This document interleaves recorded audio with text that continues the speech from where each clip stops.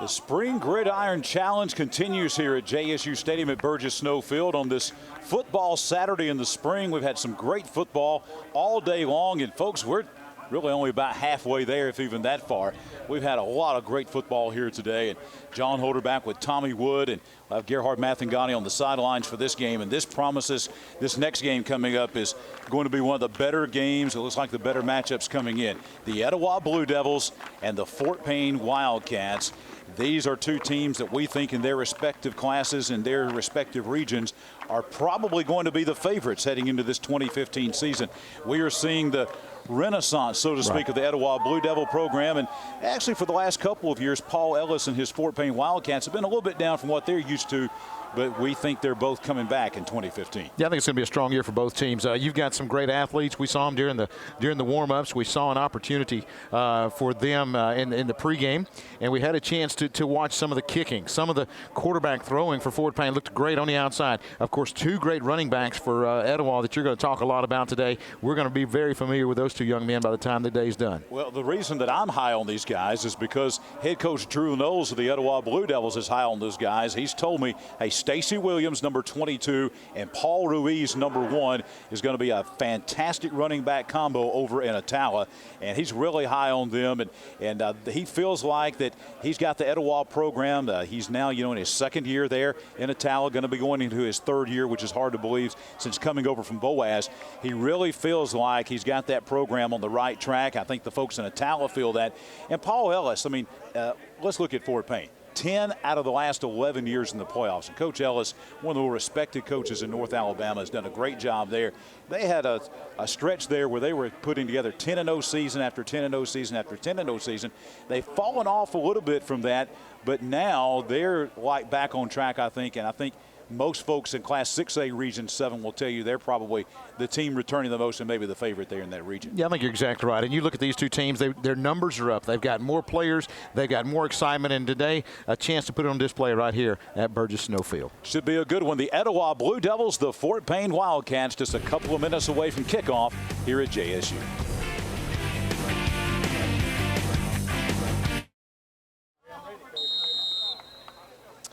And we're back at JSU Stadium. We're just about ready for the first play of the game. It will be the Etowah Blue Devils in the white on offense first, taking on the Fort Payne Wildcats in the black with those white helmets. Right off the bat, a toss pitch coming outside to Paul Ruiz. We'll call his name a lot. 5 yards on first down on a simple toss sweep. As you can tell, Tommy, a lot of speed. Got to the corner pretty quickly. Also had an opportunity to step out of bounds there, but lowered the shoulder, showed a little power there at the end to get every inch you can. And again, a good gain on first down for Etowah. Quarterback for the Blue Devils will be the coach's son. As we see some of the many college coaches that are here. Last year we had about 30 to 40 college coaches here looking at players, and we'll have that number again this year. And there'll be a lot of prospects in this game, most likely, especially this backfield combination from the Etowah Blue Devils. On the speed sweep coming to the outside. That's Caleb Horton, just a sophomore. Going to pick up the first down and more. Gets it across the 45-yard line to the 47. If you follow Etowah football through the years, there have been a lot of great Hortons over there through the years. And here's another one, the latest one in the long line of Hortons that played football for Etowah. Well, just a speed sweep there, and he's got the speed to turn the corner, able to pick up about 8 yards and pick up a big first down here on this first drive. As we said, you'll see them sometimes in the backfield at the same time. Stacy Williams is 22. You see a look there at Horton, and then you'll see Ruiz, number 1. As Etowah will come out with 2 wide receivers, both Ruiz and Williams in the backfield. They'll fake it to Ruiz, and this is Knowles back to pass. No one there. Scrambles out of the pocket. He'll get some running room. Across the 50-yard line, out of bounds inside the 45, about a yard short of the first down. But Andy Knowles, the junior quarterback, the coach's son, Coach Drew Knowles' son, picking up the first, almost picking up the first down. With a nice 9-yard run, Tom. Well, he was looking for Horton out here in the flats and very wisely pulled it down because Horton was blanketed on the outside, nowhere to throw the football. And again, very smart move to scramble for the first down. Nice looking drive so far here on the opening possession by Etowah, moving the football on the ground for the most part as they are now inside Fort Payne territory at the Wildcat 44. Knowles in the pistol, hands it off to Williams. Williams fumbles the football. Who's got it? Mad scramble for the ball, and Fort Payne says they've got it. An early miscue by the Etowah Blue Devils, recovered by Fort Payne at the 46-yard line. Yeah, I mean, you had a good run there by Williams, just trying to slip through a defender, and really just a good hand on the ball, knocks it loose. He could not retract and get it, and again, a big recovery in there for Fort Payne, so they get the early turnover. So here come the Wildcats on first down. Unique uniform there, black jerseys and a solid, and I mean a solid with nothing on it, white helmet for Fort Payne. Wildcats on first down. Inside handoff going to be stonewalled by the Etowah defense. The quarterback is Josh Johnston for Fort Payne. He's a senior. Darius Moore on the stop there, just filled the gap and came up with a sure tackle. Able to fall forward for about 1.5 yards, but still second and long. On the carry that time was Desmond Turner. He's a distant relative, as we understand, if you'll remember back in not old days to me, but going back into the early 90s, I guess that is for a lot of folks. Eric Turner and Taurus Turner from Fort Payne that played at Alabama. He's a distant relative of theirs, as we understand it. Here's a nice throw to the end zone. Overthrows his wide receiver over there, looking for Wana King. That was Josh Johnston with a nice throw. Here's some of the players to look for. We mentioned Desmond Turner, the wide receiver. He'll also line up in the backfield as well. The right tackle is Hunter Terry, and wide receiver Doris Maddox, some of the players to watch for Paul Ellis's Fort Payne Wildcats. Yeah, that time, again, we're seeing a strong arm quarterback for Fort Payne. Not a lot of touch on that one. Just a simple go route, unable to connect. And now a big third down for this Fort Payne offense. Johnston was Victor Wiles lined up next to him. Another throwing pass. And again, overshooting over here. That time he was looking for his go-to receiver, Desmond Turner. And I've been watching Tommy, this Turner guy, play for a couple of years at Fort Payne. This guy is a guy that's known for making circus catches, very sure-handed receiver.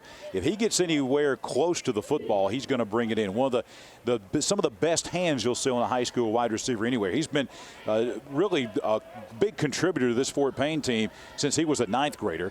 But a couple of overthrows by Josh Johnston, and this will be a punting situation, a simulated punt.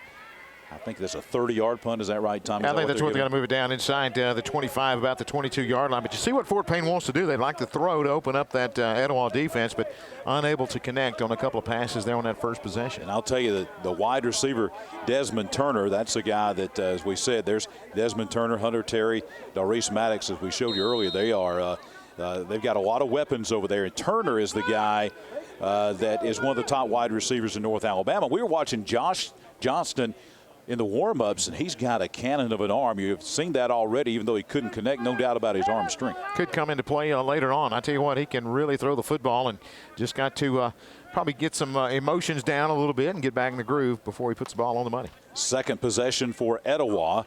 Had a good drive going before the fumble.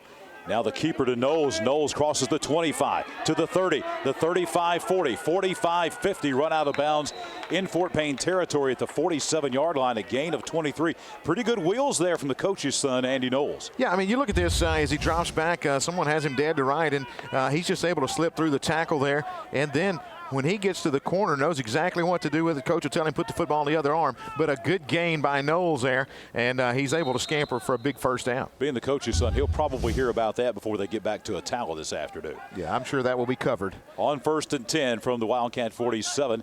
Etowah back in the shotgun. That'll be Horton on the speed sweep. Horton gets to the outside, crosses the 45, looking for a block, cuts inside to the 40, down to the 37. They'll mark him at about the 37. So right now, Tommy, look about a half yard short of the first down. But Horton is a big weapon as well coming on that speed sweep. Well, what I'm seeing right now, it seems like Etowah has a little more speed than the Fort Payne defense here early. And again, you talk about the two great running backs for Etowah, Stacy Williams and Paul Ruiz. Those two guys get it done, but we've seen a steady dose of Horton. And you got to start up front with a guy such as Peyton Nance to get it done for this Etowah offense. Well, Coach Drew Knowles really feels like he's got a potent 1-2 punch back there with Williams and Ruiz. And this will be Ruiz out. Actually, Ruiz is lined up as a wide receiver now in the slot. Williams in the backfield. A throwback pass as they're going to come over here to Lee Green. And Green's going to be slammed down right at the 40-yard line. That play actually going to lose a couple of yards. And it's going to be a third down situation now and about 3 yards to go. Really a slow developing play where you roll to the left, throw it back across the field, and you had a half a yard to go there. You think that you can get that done, but great defense by Fort Payne, staying at home on the backside, able to come up and make the stop. And now a possession down here for Etowah, third and about 3. It's a hefty-looking offensive line at Etowah. Etowah physically, for a lot of years, they didn't look like the old Etowah teams, the powerhouses of the 90s, but they have that look about them again with this 2015 team. 3rd down and 3. Knowles, tall sweep, and we're going to have a stoppage in play. Looks like a false start by Etowah, and that's a killer penalty on 3rd down and 3. Yeah, I mean, you know, and this is, again, spring stuff, but Drew Knowles not going to be thrilled with that. You went from 2nd and about 5 inches.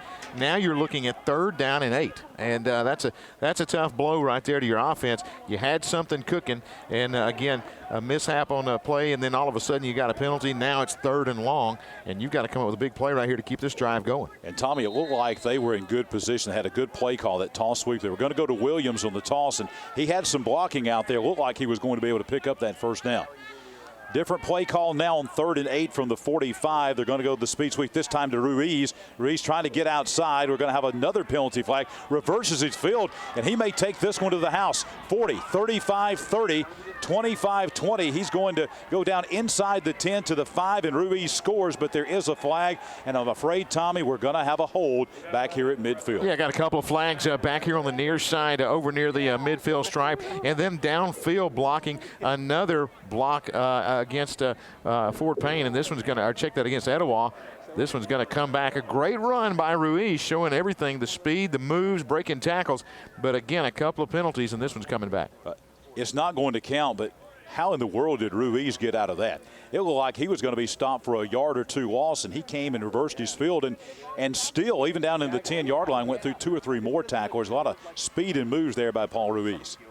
Yeah, you see the block in the back there being indicated by the official, and it's going to come back. So Etowah really having trouble in the last few plays with the penalties and mishaps there, but you'll see right here on the instant replay, brought to you by America's First Credit Union, the block in the back right there. And then as he got outside, there was another one about 10 yards down the field. So really, these are the things that will kill drives. There's the second, even as nonchalant as it was, they'll get him for the second one downfield. But look at Ruiz there. Didn't count, but the cut back, weaving his way through traffic, good speed, good moves. And now it's 3rd down and about 25 yards to go for the 1st down. And we'll see, I would imagine here, maybe what kind of arm that Andy Knowles has. Play clock is at 10.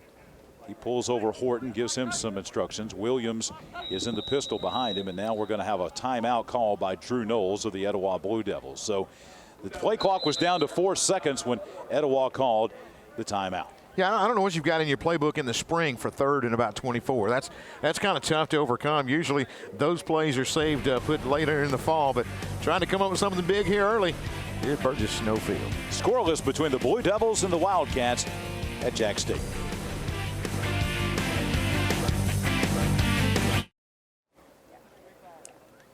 Back at JSU Stadium after the timeout call by the Etowah Blue Devils. 0-0. We've seen some flashes of really some great running from these Etowah backs that we've been talking so much about in Stacey Williams and Paul Ruiz. A touchdown that was called back for a block in the back, and that has really set the Etowah offense back on their heels. A 3rd down at about 25. So getting a look there at Paul Ellis, longtime coach of the Fort Payne Wildcats. 10 of the 11 years that he's been at the helm at Fort Payne, making the state playoffs. Also a former head coach up in Jackson County at Section, and also there in DeKalb County at Fort Payne. 12th season at Fort Payne. A 92-32 record as Etowah's back to play, and they'll just hand it off to Williams. Williams breaks 1 tackle at the line, but then can't escape some good tackling from the linebacker position by the Fort Payne Wildcats. First on the hit there was Jaden Richburg. Yeah, I'll tell you, Richburg with a great form tackle there, wrapped him up, didn't just go with an arm tackle there, and really secured him, and then got some help from some friends. And again, a big play there on 3rd down. But you go back at one point, it's 2nd down and about 5 inches to go for a 1st down, and now you're punting on 4th down and extremely long. Etowah is up at the 44-yard line. They've actually got their offense on the field. The clock is ticking down toward 10 seconds on the play clock. I think they may call another timeout here, or maybe they'll go ahead and elect to punt here. We'll see what happens as the clock goes to 0, and they are going to punt. The referee gives the signal that they have elected to punt, so they'll give them an automatic 30-yard punt. And taking a look at Etowah, that's head coach Drew Knowles there. Done a fine job, only in his third season. Came over from Boaz, longtime coach at Boaz, career record of 98 and 78. You know, he's a Boaz guy. He was head coach there at the Pirates for 13 years.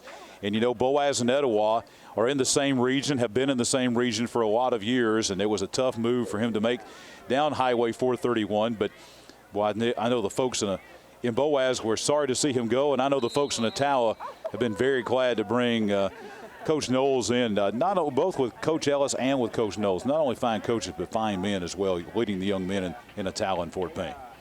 Back on offense now.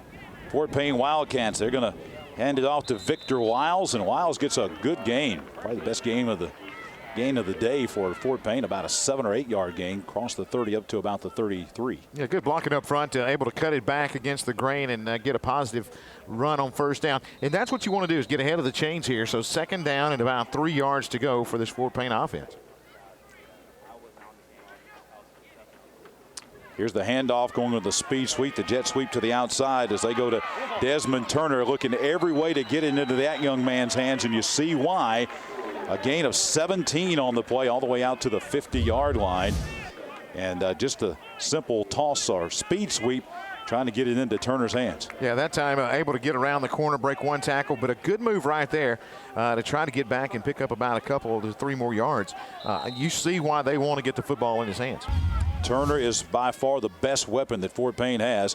Here he comes in motion again. They'll go inside to the big guy, the running back Wiles, and Wiles picks his way through the line for a 5-yard gain, bringing up second down and 5. And Coach Ellis will take that all day long. 5-yard gainers on first down.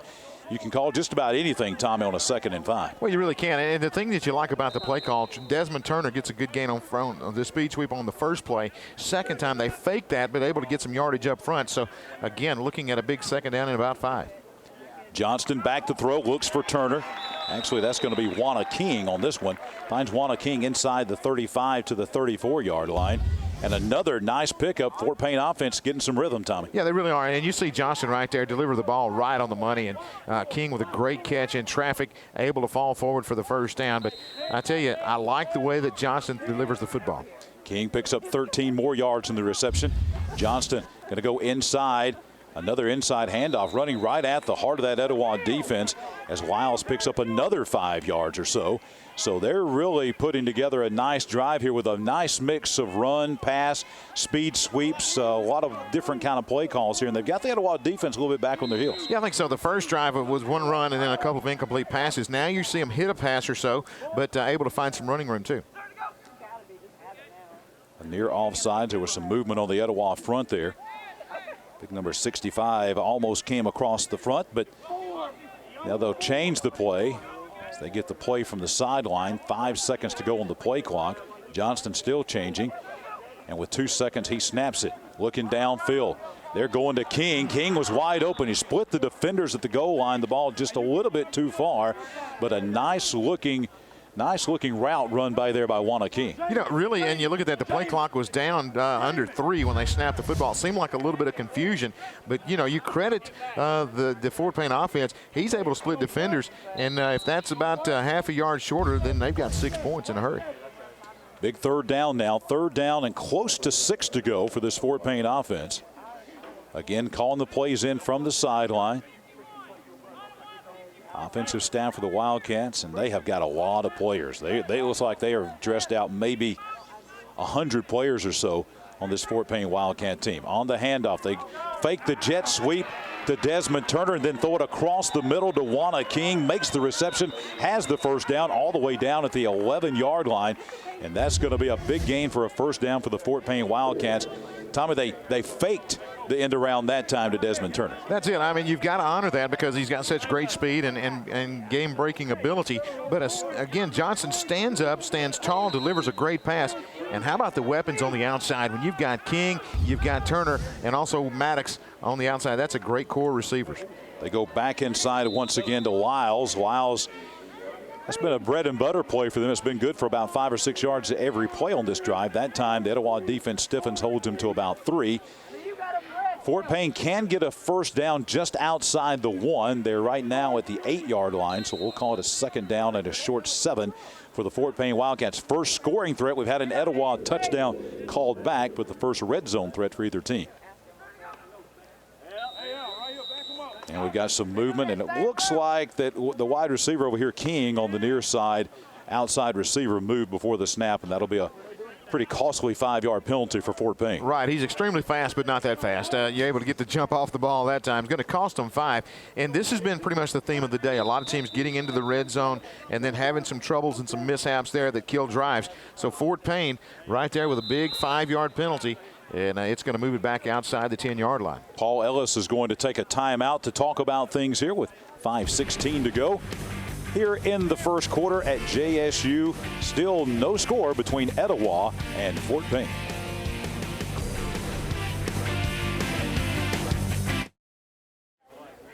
Maybe the most amazing thing about this Gridiron Challenge here at JSU this year is the fact that a 60% chance of rain. And Tommy Wood, we have not had anything more than a sprinkle here today. It's been actually a beautiful spring afternoon here in Jacksonville, Alabama. It really has, and being overcast has helped us out a lot. We've got a little breeze blowing, and I tell you, you couldn't have dialed up a better day here in the middle of May for this event today. So again, it's been a great afternoon. And folks, if you're watching at home, you still got time to come out and check some great games out here this evening. As you said, John, about halfway through, plenty of football coming up tonight.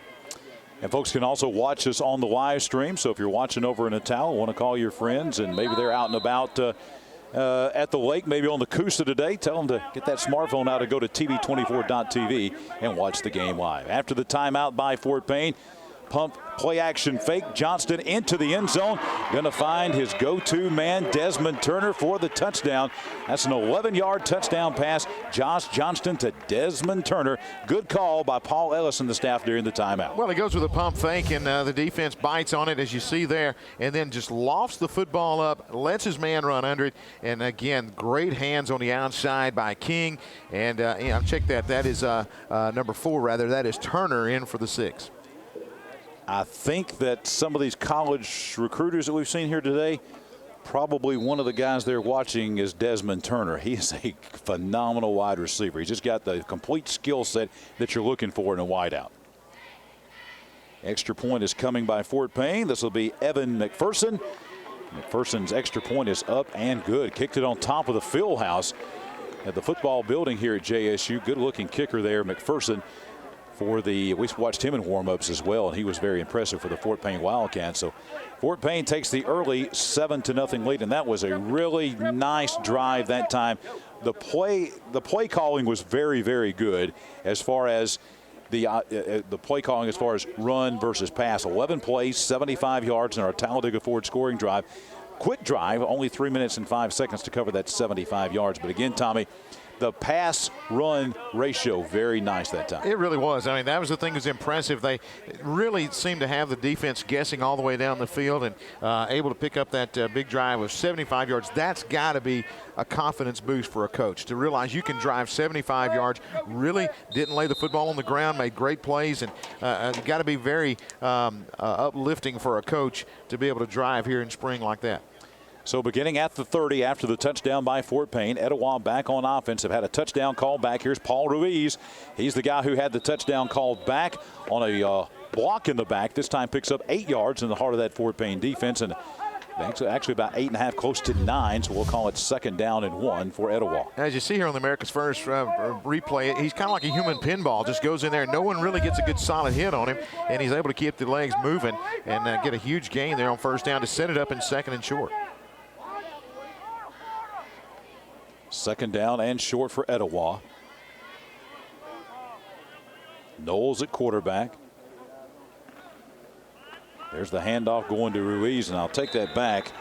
Etowah with a new quarterback in the game, and that's going to be Caleb Nelms, an upcoming junior, getting his first action at quarterback. And he's a big young man. He kind of looks like another old Etowah quarterback named Freddie Kitchens. He's got that kind of size to him. Maybe not as big as Freddie was, but he's well, no, but still he does look good back there, and good-looking quarterbacks. Really, both that we've seen for Etowah. But Fort Payne coming on the blitz that last play, able to get him in the backfield. So again, Etowah goes from 2nd and short, 3rd down.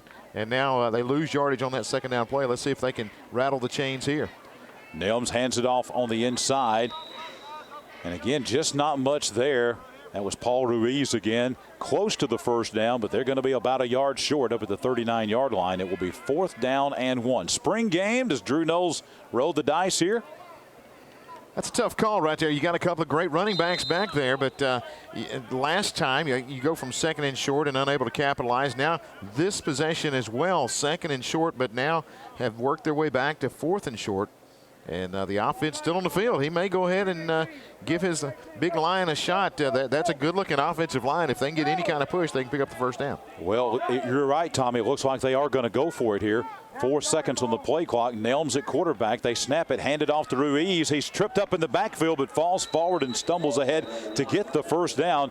Fort Payne had the penetration they wanted, but give the credit there to Paul Ruiz to escape and get the first down for Etowah. Yeah, I mean, you see right here, they have him in the backfield and just unable to bring him down. Good balance, puts the hand on the ground, dives forward, and able to move the chains for the Blue Devils. That's a big play for Etowah to keep that drive alive and keep it out of the Fort Payne Wildcat hands. And let's see what Etowah can do now. And I tell you, Nelms looks good at quarterback as well. It may be a situation where Etowah's got a couple of quarterbacks can play this year.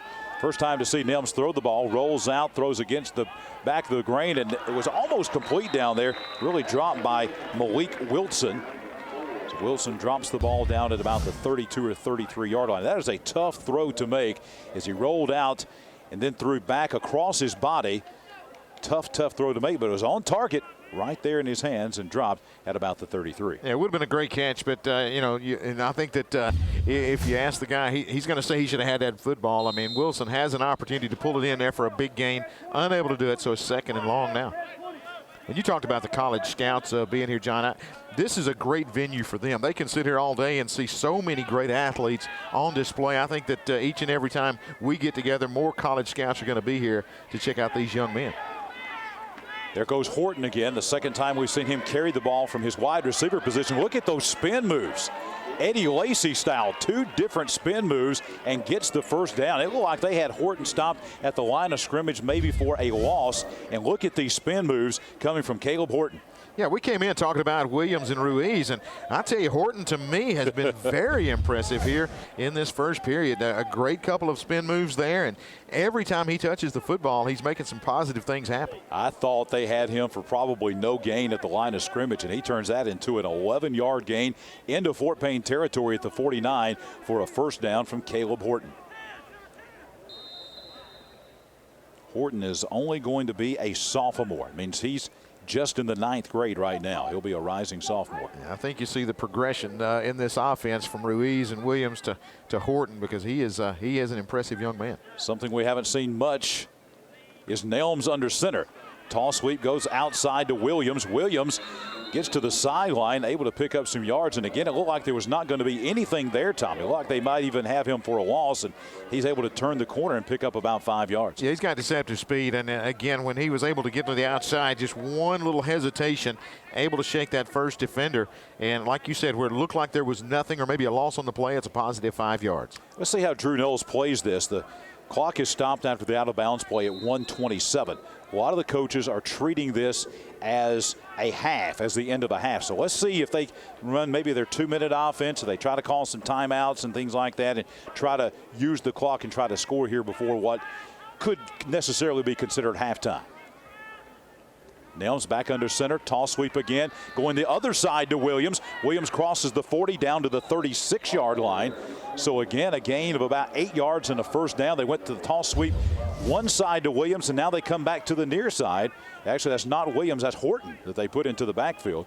My apologies, but they put Horton and lined him up. Actually, that's going to be Corey Thomas, Corey Thomas, the sophomore, at running back for Etowah. Yeah, no shortage of running backs for the Blue Devils, but I'll tell you what, Richburg for Fort Payne comes up and makes really a touchdown-saving tackle. He has had a great first period. He is all around the football, been very impressive in his own right defensively. So this is Corey Thomas, a sophomore. Now he's going to go to the outside. That's actually going to be, this time they're going to bring back in Caleb Horton and put him in the backfield, and Horton gets a first down. He had the first down, ran backwards, Tommy, and almost gave up the first down, but I think he still got enough to pick it up. We've got multiple weapons now for this Fort Payne, or I should say this Etowah team. They put Horton at wide receiver. They put him at the slot, and they've also put him at that time at tailback. And I think we're going to see a measurement here. Yeah, I mean, we've seen 4 running backs for Etowah, and you really can't tell the difference because all of them are making some great things happen, and each in their own right. And right now, you look in the backfield, there's 3 of them right there on camera. When you look at those 3, they've carried the football, and all of them have had some great runs here in the first. So no shortage of weapons for the Blue Devils. I think what's happening here is, you know, Drew Knowles knows what Paul Ruiz can do. He knows what Stacey Williams can do. And I think he's wanting to look at maybe Horton and also wanting to look at Thomas and give them a chance to get into a game situation and see what these young guys can do. And he's taking advantage of a spring game. That's one of the advantages. You can't really do this in the regular season, but you can do this in a spring game and put some of those younger guys in there in a pretty good game situation to see what they can do. Yeah, I mean, that's it. And this is how you get some depth developed. And I tell you, they have been impressive here early. Nelms again under center, raises up, throws just a fade pattern toward the end zone, and it's short. It's going to be intercepted at the 1-yard line as Fort Payne's Logan Halsey hauls it in on the interception, and they'll mark the ball down at the 1-yard line. That was supposed to be a fade pattern, but the fade was way short and an easy interception for the Fort Payne Wildcats. Had exactly what you want right here. Your receiver has gotten behind the defense, just underthrows him, and a big pickoff there for Fort Payne to stop that drive. But that was just like you drew it up, but the defense able to come up with a big stop there. That was actually Trey Prater with the interception. Number 2, Trey Prater with the interception, and they'll mark it at the 2-yard line. So a big turnover there for the Fort Payne defense here toward the end of the first quarter to keep the Blue Devils out of the end zone. Now backed up to their own 2. They'll go right up the middle. About a 3-yard gain for Fort Payne. Again, that's Ridgway in at quarterback for the Wildcats. Back deep in his own territory. Victor Wiles on the carry that time. Picked up 3 yards out to the 5. Sunshine was out when we began this game, but now we've got a mostly cloudy sky once again, overcast. Matter of fact, this has been as dark as it's been since we started this morning at 8:30 with Coosa Christian and Victory Christian. And that will bring us to the end of the first quarter as Fort Payne will let the time expire, and we'll go to either quarter 2 or half 2, whichever you prefer, here at Jacksonville State University, with the Fort Payne Wildcats leading the Etowah Blue Devils by a score of 7-0. Back for quarter number 2 in just a moment here on TV 24.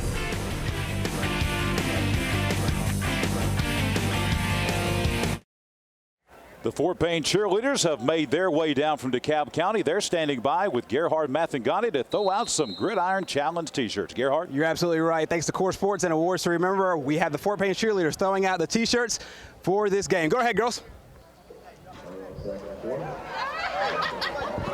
Good job by the Fort Payne cheerleaders throwing out. Got some arms over here. To their fans over there. Thank you, Gerhard and the Fort Payne cheerleaders.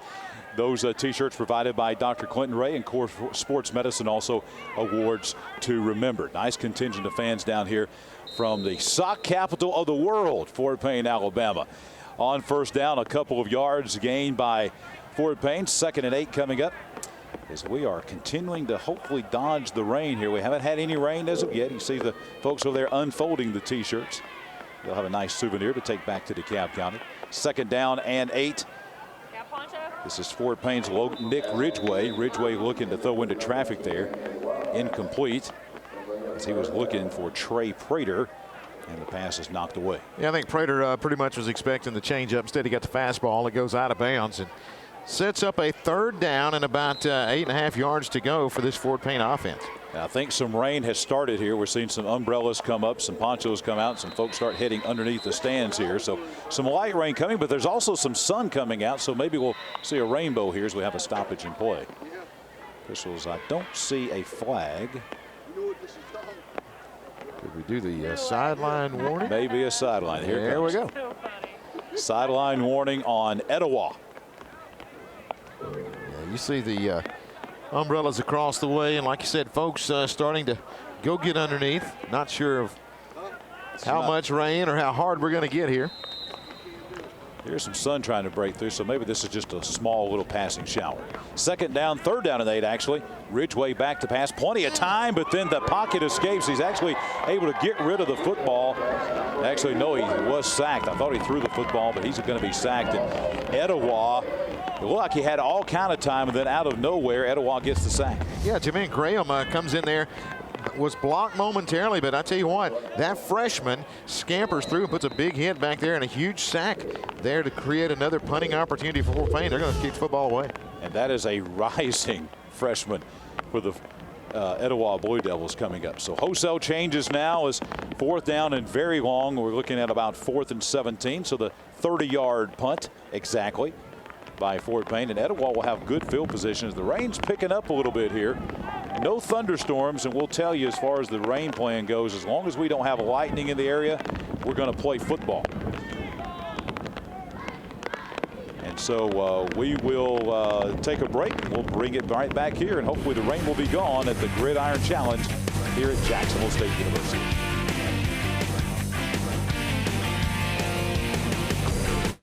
The Calhoun County Commission, made up of J.D. Hess, Tim Hodges, Fred Wilson, Don Hudson, and Lee Patterson, ask you to take a look at what Calhoun County has to offer. With our beautiful parks, neighborhoods, recreational facilities, historic sites, and museums, our citizens enjoy a high quality of life and strongly supports the arts. If you're considering expanding or starting a new business, take a look at what Calhoun County has to offer. You'll be glad you did. We don't say it often enough. Thank you.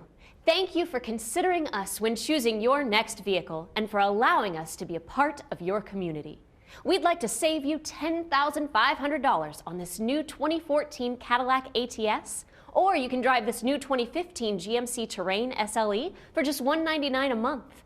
Today and every day, we just want to say thank you. Bill Stanford Cadillac GMC in Talladega, East Alabama's automotive superstore. Back to action at Jacksonville State University. Darius Moore with a fine run for the Etowah Blue Devils. Takes it from the 50-yard line down to the 30. A 20-yard gain from Moore. And Tommy, he not only had some speed, he had some power then as he ran over a couple of Fort Payne defenders. He really did. Came to play. Going to be very physical there at the end of the run. And that's what you like to see in your running backs. You've got to have, no fear of lowering that shoulder and get every inch you can get because they are very valuable in a ball game in the fall, but in the spring you've got to make sure you've got that mentality as well. This is Nelms, another running back in the backfield now for Etowah. That's Tyrell Boley, a junior, and here comes Boley on the toss sweep, trying to get outside, can't escape the Fort Payne defenders, as he's going to be smothered over there by Michael Shaddix, a junior linebacker. The rain was kind of heavy during the break. It slacked off a little bit. Tommy, looking at the radar image you pulled up over there, it looks like we've got some heavy rain just off to our southeast, maybe moving through McClellan, White Plains.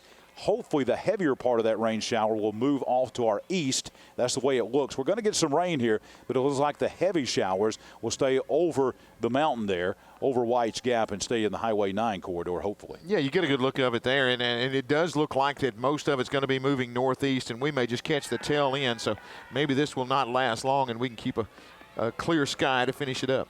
Nelms pulls it down. He was looking to pass. No one was open, and he pulls it down and goes inside the 35-yard line. Actually turns into a nice gain of about 7 yards and some pretty good wheels there from Nelms. Yeah, he's a big young man, but he shows you there he can make some positive things happen. Third down and a couple to go for this Etowah offense, and they'd like to get back on the board as well. Some of the fans with the umbrellas and the ponchos are staying. We've got a lot of fans here that are in the tunnel, though. We got a lot of folks that are heading, and there's a lot of good places to get here at JSU Stadium away from most of the area underneath. Can hold thousands of people literally, so there's a lot of good places to go and get shelter from the rain, and a lot of folks are taking advantage of that. Third down and 3 now for Etowah from the Fort Payne 23. They're going to go inside once again. They go to Corey Thomas, the sophomore, and it looks like, Tommy, he's about a half yard short of the first down. It's going to bring up a fourth down and maybe the length of a football. Yeah, I think that's all needing to reach right at the 20-yard line. He's just outside that line now. And again, Fort Payne bringing the blitz that last play, able to get in there and stop him shy of the first down. You saw some of the folks taking shelter underneath. Across from us in the old press box, they must have 200 people squeezed into that little tunnel over there. Here we go. 4th down and about a foot. Maybe a quarterback sneak as big as Nelms is. Nope, they're going to turn and give it to the fullback, and he is going to be turned away and denied. Actually, a loss of 3 as the Fort Payne defense. They came in there and they hammered Darius Moore for a loss of 2. A good defensive stand by the Fort Payne Wildcat defense. Trevor Saul's got amazing penetration right there, able to get his way in the backfield, delivered the blow, and then held on for friends to show up, and they were able to bring him down for a loss. So a big 4th down play for that Fort Payne defense. This is kind of like a summer afternoon. The sun was out not more than 30 minutes ago, and it was hot, getting up close to 90 degrees.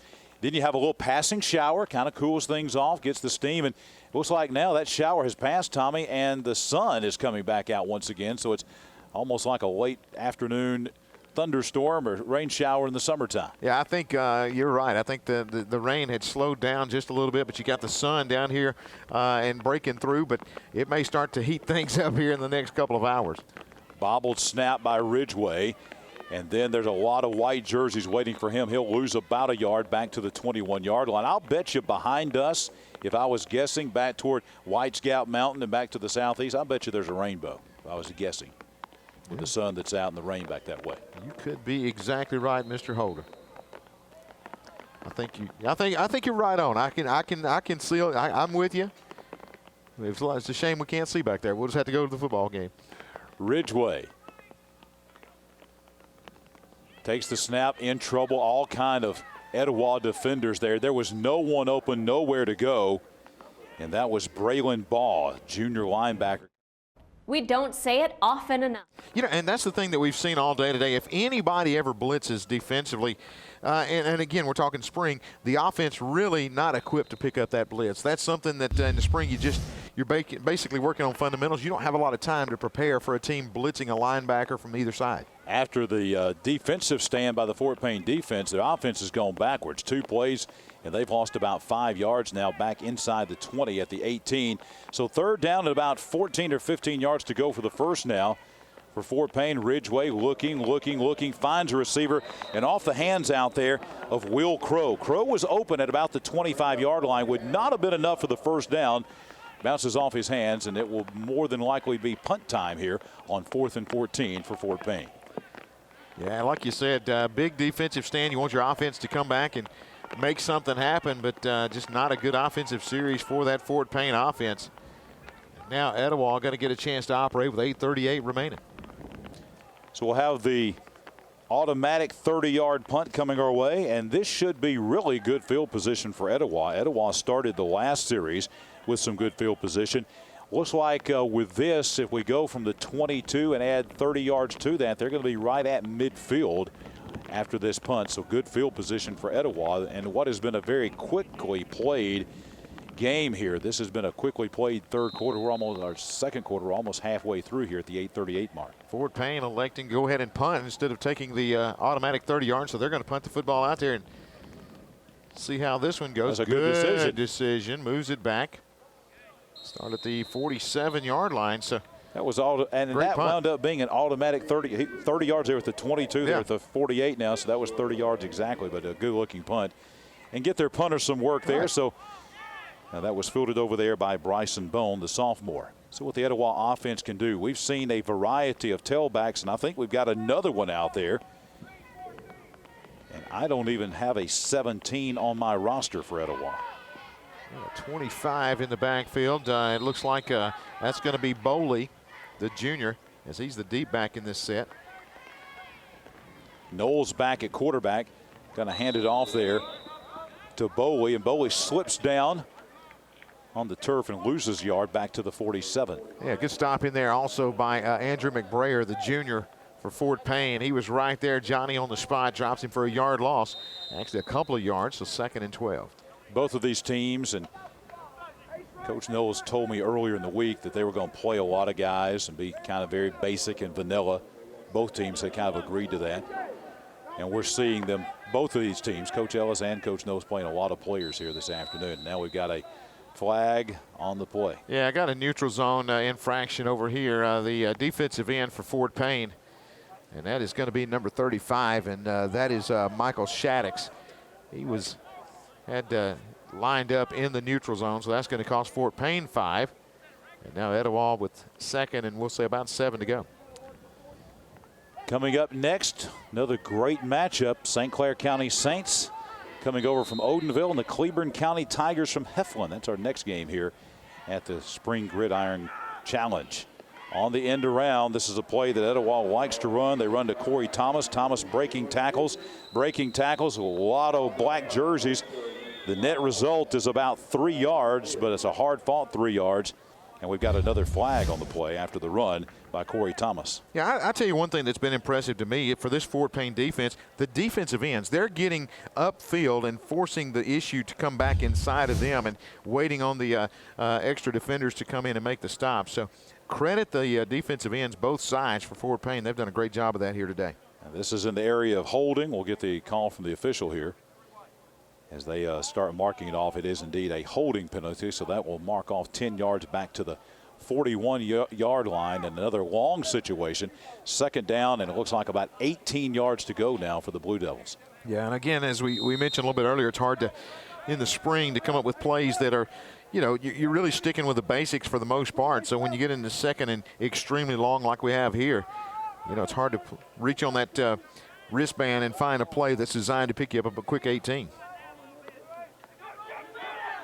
Knowles takes the snap, and everybody moved. Multiple guys that time. There were about 3 or 4 guys that moved before the ball was snapped for Etowah that time. So another 5-yard penalty whistle against the Blue Devils. Yeah, I think everybody but the center was going on one. You know, that's going to cost them 5 and take it back to 2nd and 23. So you look at the Blue Devil offense, and right now just really struggling to get something happen positively. So Etowah marches backwards another 5 yards all the way back to the 36-yard line. And now you're looking at second down and more than 20 to go for the first down. I think it's second down and about 22. Handoff going to Thomas once again. Nothing there whatsoever. He struggles to get back to the line of scrimmage, so no gain. And all of a sudden, the offenses that were putting up some big plays earlier have come to a grinding halt for both the Wildcats and the Blue Devils. Yeah, you see Thomas take it right here, and there's 2 defenders standing there. Here comes a 3rd and 4th to help out. That's something that's also been impressive for Fort Payne because of all the weapons we saw early for Etowah. Now you're seeing the defense kind of take over, and you're seeing them really swarm to the football and get people around it. That's how they're holding Etowah's offense down, forcing this 3rd down and, what, about 24, 25 yards. From the 36, Knowles, play action, throws back across his body, almost intercepted, and that was almost Trey Prater again. Prater had the first interception down at the goal line off of Nelms, and he also almost had a pick off of Knowles this time. Yeah, I think Knowles that time really just throwing off his back foot, and you hate to say threw it up for grabs, but that looked to be what it was. And you had Prater cut in there, and if he catches that football, he may still be running because he had the open side of the football field to the far side, and that was the way he was headed. So Etowah offense really sputtering on that drive, but I'll tell you what, the Fort Payne defense a lot to do with that. After the 30-yard automatic kick by Etowah, it will be Fort Payne football at their own 34-yard line. The rain has stopped. Fans are starting to come back into the game. Looks like the Anniston Bulldogs have already shown up here early. Looks like we've got some Bulldog fans and players here. They're getting ready to take on defending Class 4A state champion Leeds later on this evening. Yeah, a lot of folks coming to check out to Darryl Marshall. Of course, he committed to Tennessee and one of the top athletes in the state of Alabama for this year. Looks like we've got more new players in the game for the Fort Payne Wildcats. The new tailback is J.C. Grote, a 10th grader. But coming in motion, they're going to hand it off to A.J. Bynum. Bynum takes the handoff and gets about 5 or 6 yards up close to the 40-yard line. Yeah, just able to crash in there. Again, a new quarterback in the ball game for Fort Payne, and that is Colton Wells, a sophomore, as he hands it off, lower the shoulder, and get what you can, big guy. And a good gain there on first down, sets it up with 2nd and about 5.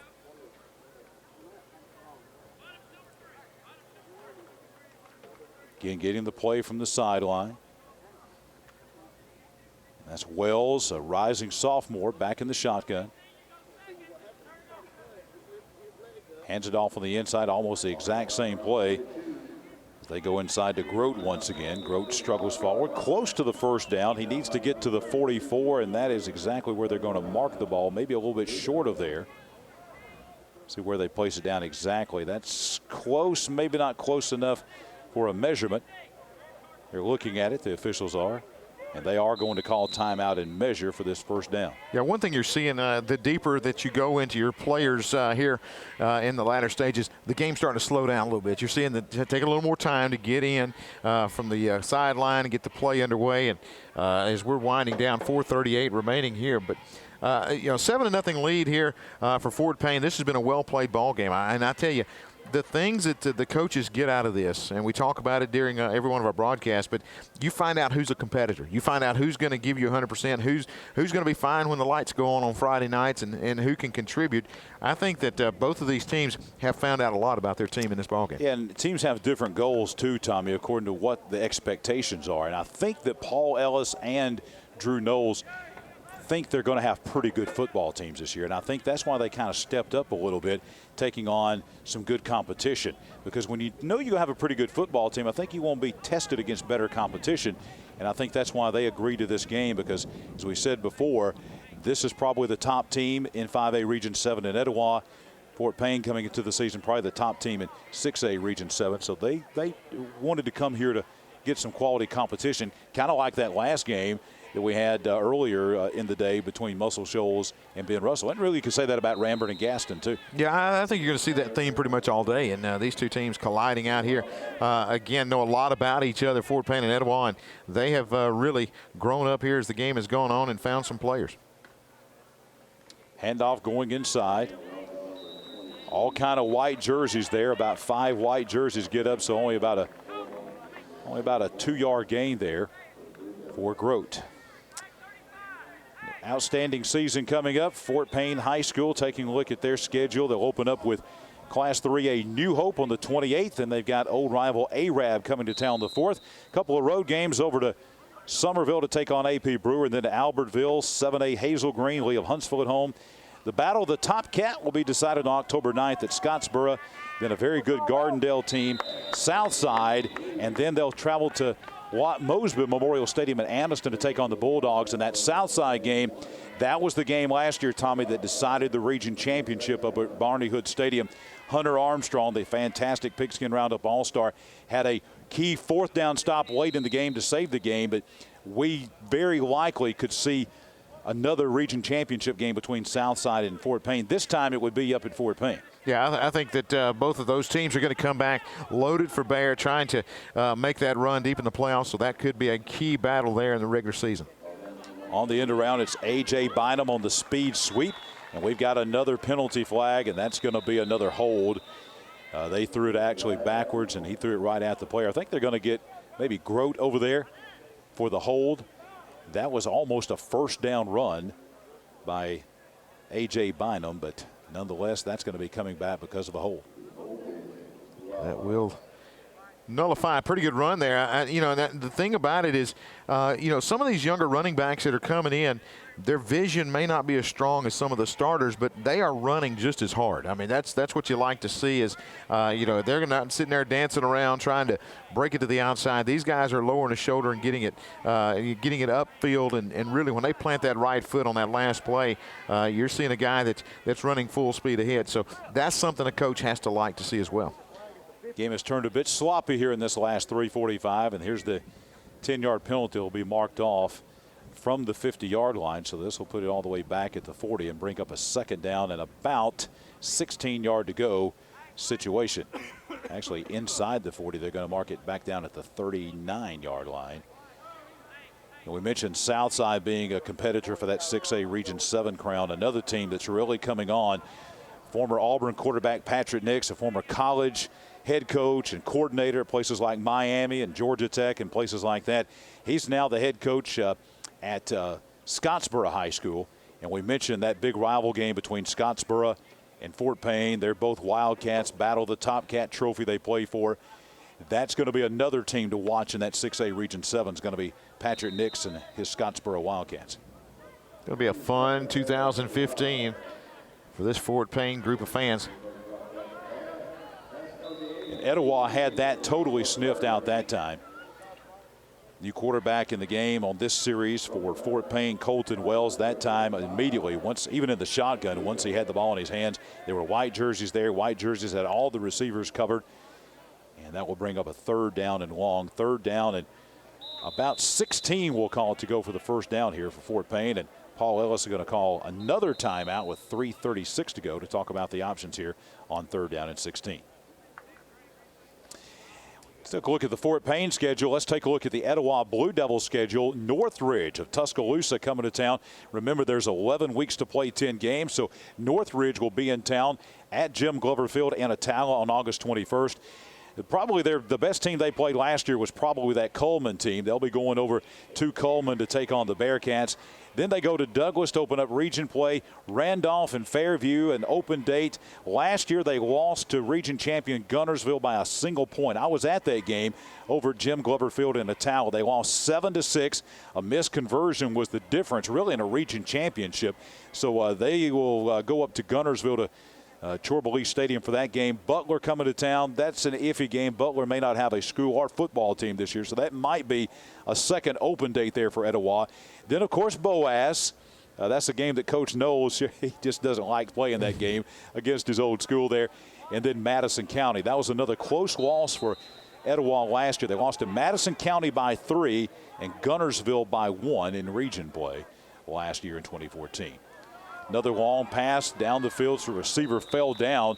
He was trying to find Will Crow over here. Crow slipped at the 40-yard line, and the pass falls incomplete. But a nice-looking throw there from Colton Wells. Yeah, it was. And you look at Crow trying to make an adjustment, coming back to the football, and just unable to do so. Now you've got Etowah going to take the football back with 3:26 remaining and see if they can make something happen here, trailing 7-0. So they'll try to get on the board here and see if they can get some points here in this Gridiron Challenge. Well, you know, last year we talked about a conversion. Coach Knowles against Guntersville, and they were behind 7-0, scored a touchdown. He elected to go for 2 for the win. They did make the conversion.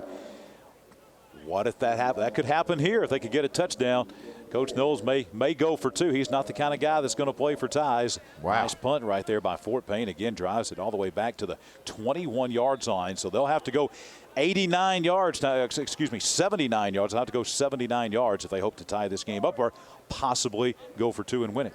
Yeah, but as you see teams starting to line up, that Cleburne County Tigers coming out for the next matchup. Should be a good one when you talk about Cleburne County. Coach Michael Short taking on St. Clair County. That is the next on the schedule here this afternoon. And John, we talked a little bit about Etowah and the running backs of Ruiz and Williams. We've seen a lot of Ruiz, not as much Williams as we kind of expected, but you can find out a whole lot more about them with the TV24 magazine this fall. Yeah, we got a special Gerhard Mathangani. Gerhard can talk about this in a minute. He's going to be doing a big feature story on those 2 guys. And here's another Etowah running back looking pretty good out there. That's Carter Dingler. Just a freshman. Right now he's an 8th grader. He's a rising freshman, but pretty good run there, Mr. Dingler. Your first carry as a high school player was on the JSU campus, and that's pretty cool. But a good cut back there to pick up some positive yardage, about 9 on that carry. And brings up 2nd down and short.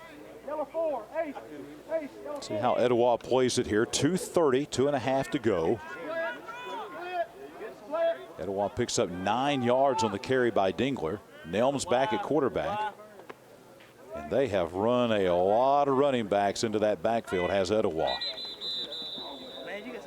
This time they're going to 17. I believe that's A.J. Taylor. There's 2 16s listed on the roster and not a 17. So that may be A.J. Taylor. We're going to have another dead ball foul, a false start, and that will cost the Blue Devils 5 more. A lot of penalties in this game. Yeah, there has been a lot of penalties, and as you get, like I said, deeper in the lineup, a lot of times those penalties start to mount, and you see a whole lot more. But I tell you what, that A.J. Taylor, by the time he touched the football, you saw about 3 moves before he got to the line. I believe that's he looks extremely quick in the plays that we've seen him out on the field. I'm ready to see him carry the football one time. One thing I've noticed about Etowah is compared to maybe the last couple of years, the offensive line, much more bigger, physical, more size there. Here's Nelms rolling, looking downfield, wide open, and that would have been a big play. That was Lester Phillips, a freshman.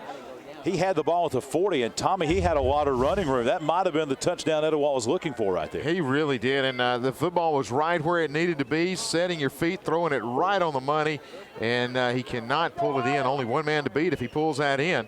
That could have been a game changer, a huge play for that Etowah offense. Andy Knowles back in the game now for Etowah at quarterback. Big third down play here, John. They're giving maybe Andy a chance to maybe run some 2-minute offense here as we're 1:53 to go. He'll get another shot. Will Mr. Phillips. Phillips gets to the outside and actually does a good job and picks up the first down to keep this drive alive. Gets it out to the 33-yard line.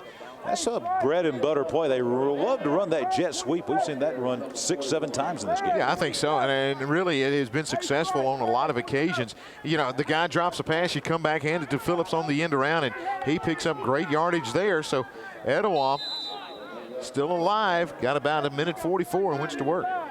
See how they work the 2-minute offense here. This is Knowles on the handoff. Again, here comes the big guy around the corner, Dingler, and there's going to be 1-2 penalties. More penalties than tackles that time, as he picked up about 7 or 8 yards. But I'm afraid, Tommy, as we've seen so many times here, especially in this second quarter, it's going to come back for Etowah. Yeah, it's going to be a hold out here on the end. You saw your guy, Jacob Wisenet, just trying to help out and get a block, and instead just wrapped the arms around him and pulled him down. And it was very obvious out here on the corner, so that cost Etowah. Going to move it back now. Block in the back is the call. And it's literally been for Etowah 1 step forward and 2 steps back here, especially in this second quarter. It really has. And again, you're trying to find out exactly what you've got. And these are things that you can fix in the offseason as you get ready for the fall. You know, you see you guys giving the effort. And but Etowah right now just really shooting themselves in the foot. Cleveland County Tigers sitting in this east end zone, ready for their chance, and about to come through the gate down there, the St. Clair County Saints. That will be Cleveland County's opponent in our next game in just a few moments. High snap handled by Knowles. Knowles tries to get outside, and he's going to be slammed to the turf over there. Nice open field tackle by Fort Payne's Roberto Cruz. Comes in and makes a fine open field tackle for the Wildcats. You know, one thing we've seen a lot of today, the high shotgun snaps. That time throws the timing off, and Knowles just unable to get outside. Good pursuit, bringing him down. Big loss, and now you're looking, needing to reach out to the 44-yard line for a first down. Second down and 32. Second and 32 with about 50 seconds to go. For Fort Payne, you just say, hey, limit the big play right here. Don't let anybody behind you. And let the clock run down. I think, though, Tommy, as we've seen, just like in the Ben Russell Muscle Shoals game, this game is very similar to that, a defensive contest. But we've seen enough athletes and we've seen enough talent to realize that Fort Payne and Etowah are both going to have good seasons. Yeah, I think so. I think that you've seen really so many offensive players for Etowah in the backfield. And the thing that I like, and I think we'll hear a lot about in the fall, Fort Payne and those wide receivers. You know, you look at it, we didn't even see Darius Maddox touch the football, but I tell you, the way King played, the way Turner played, when they get the football to him from Johnston, those 3 guys can make some great things happen. That's the end of the game, and your final score will be Fort Payne shutting out Etowah by a score of 7-0. Our very own Gerhard Mathangani is going to try to catch up with both coaches here. And we're rolling right into football. Listen, they put 10 minutes on the clock almost immediately, and then we're right back to more action. So we're literally just about 10 or 11 minutes away from Cleveland County and St. Clair County. Those 2 teams used to be rivals every year they played when they were in 4A together. They were in the same region. With the reclassification last year, Cleveland County stayed 4. St. Clair County went to 5, and that's the same way that's happened here. These are old rivals, Etowah and Fort Payne. They, for so many years in 5A, were in the same region. The reclassification, Etowah stayed 5, and Fort Payne went to 6A. But they know each other very, very well. There have been a lot of great battles between Etowah and Fort Payne over the years. Yeah, I tell you what, and you saw one here today, 7-0, your final. But like we said, I think that both coaches and every team that we've seen today, the coaches are getting what they want out of this. They want to get out here, and we get to see any, knock on wood, and any big injuries or anything like that. You've seen players get after it, compete, and this has been a lot of fun to watch today. And the coaches have a lot of respect for each other, and these two teams as well out there as they meet at midfield. I think the thing that Coach Ellis and Coach Knowles got to see more than anything, they got to put a lot of young, unproven players that maybe have not seen little, if any, game action. They got to see them on a big stage. How are they going to react to playing in this college stadium on television, playing against a quality opponent? As we said earlier, you don't get a lot of chances to do that in the regular season. So I think they found out a lot about their young players. And now let's go down to Gerhard Mathangani. He's standing by with both coaches. Absolutely, guys. A great game between both Etowah and Fort Payne, two teams that are going to be very, very dominant in their regions. We'll start with you, Coach Knowles. Talk about what you saw out of these guys. You told me earlier you want to get a lot of bodies in there, be able to play a lot of guys, and get some depth. Well, I felt like we played a lot of people. I don't know how well they played, but, spring training is a hard thing to do. You only get a few days of practice, and then you come out and play a quality team like Fort Payne, kind of measuring stick. But, we didn't finish drives. We had a few drives, and we fumble on the first drive. We throw a pick on another one down around the 2, and then we get a touchdown call back, and it was a penalty. We clipped on the play, so the referee made the correct call on the play, and so I think there's some positives we take out of it. I thought, and definitely things we can work on. You're looking at 5-6 practices to play a game. That's a pretty tough thing to do. Absolutely. Coach Ellis, talk about being able to come out here, playing a quality opponent like Etowah out on this stadium, and being able to get some work in against an opponent that will do really well in their Class 5A Region 7. Definitely. And Coach and I, we've played against each other for a lot of years, and they always do an outstanding job. He's got a bunch of great athletes, and they're going to do extremely well. We're just appreciative of getting the opportunity to play in this venue. It's very nice, and we appreciate, like I say again, the opportunity to do it. But Coach is right. It is hard to do, and we had a couple things go well for us, but we had a lot of mistakes, a ton of mistakes, and that we've got to improve on. But we were very fortunate. Like Coach said, they had a couple drives that they were driving on us, and we wasn't checking them very well. So we just came up on the lucky end on that. But Coach does a great job, and hopefully he knows I got all the respect and more for him and his. And again, I'm proud of my kids because I thought we didn't play smart, but we played with great effort, and that's really what we're looking for. Walk us through the next couple of months before you open fall camp. Well, we of course, it's weight room. We'll do some conditioning. They'll get the last week of May off. We've got one more week. We've got finals, and then the last week of May, we'll give them off, and then we start June 1. All right, and then, Coach, for you? Well, we actually take June off, and we give our kids a month. But now the weight room be open, they come in, but we want them to go have summer. And so we come back in, hit it hard after the 4th and go. And a lot of our kids will lift in June, and then we'll start throwing it around a little bit in July and get ready. So got a lot of guys back with a lot of experience. So, I think we're to that point in our program. It's something I've always done, and it's the first year since I've been at Etowah that we'll be able to do that and feel like we're mature enough to do those things. Absolutely. Coach Knowles, thank you very much, as well as you too, Coach Ellis. Best of luck in the fall. Congratulations to both of you guys. I'll let you guys get with your team and pray. Thank you. Gerhard, great job down on the sidelines with Paul Ellis from Fort Payne, and also with Drew Knowles of the Etowah Blue Devils. Fort Payne wins it 7-0. Coming up, Cleburne County and St. Clair County here at JSU.